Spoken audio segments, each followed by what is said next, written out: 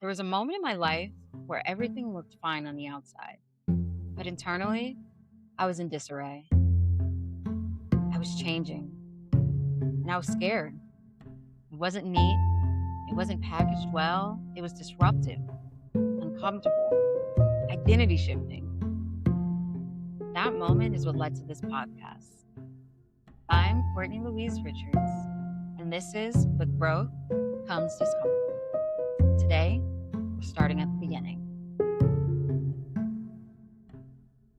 Growth is often framed as a personal choice, something we decide to do, something we opt into. But if you look a little closer, a lot of people don't grow because they want to. They grow because they have to, because the environment around them requires it, because staying the same is no longer an option. And that discomfort we associate with growth, it's not always accidental.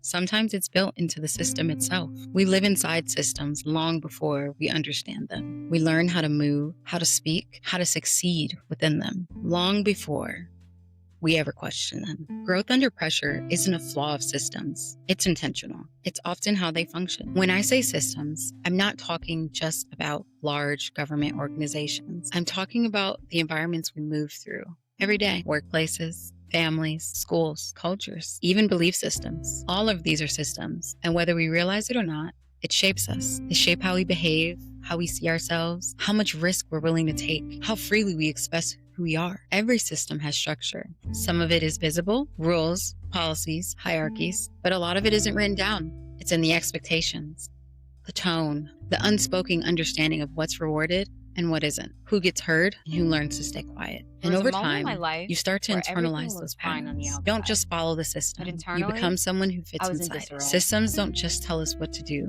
They tell us who it's safe to be. Pressure is often framed as something negative. But in many systems, it's very intentional. It creates focus, it drives efficiency, it keeps things moving. And in some cases, it does help people grow, but pressure also has a cost. It can limit creativity, it can suppress dissent, it can slowly reshape how someone sees themselves. Because when you're under pressure long enough, you stop asking questions and you start optimizing for survival. So I want you to think about this. When did pressure help you grow? And when did it make you smaller? Because those are not the same thing. There's a difference between pressure that strengthens and pressure that erodes.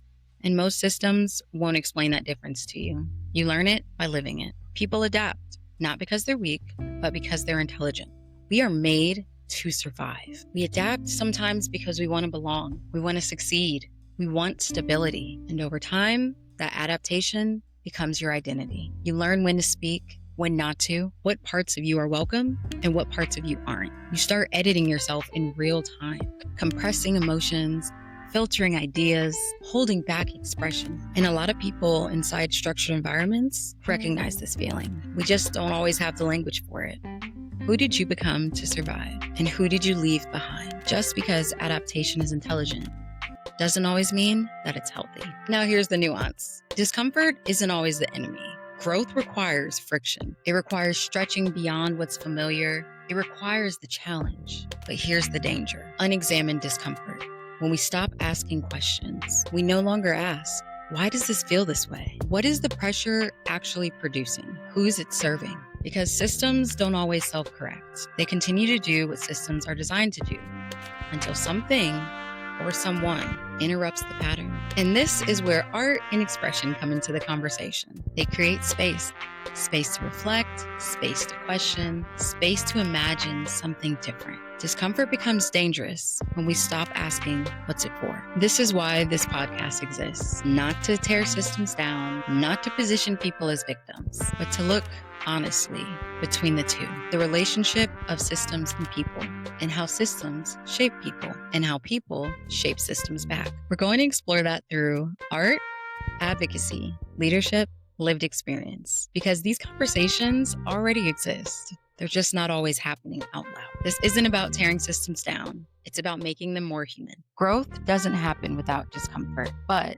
discomfort alone isn't enough. If we don't reflect on it, we risk becoming shaped by it without ever understanding what it is that's shaping us. Real change requires awareness, expression, and courage. With growth comes discomfort, but neither growth nor change happens without reflection. You don't need answers tonight. Just pay attention what followed you into the quiet.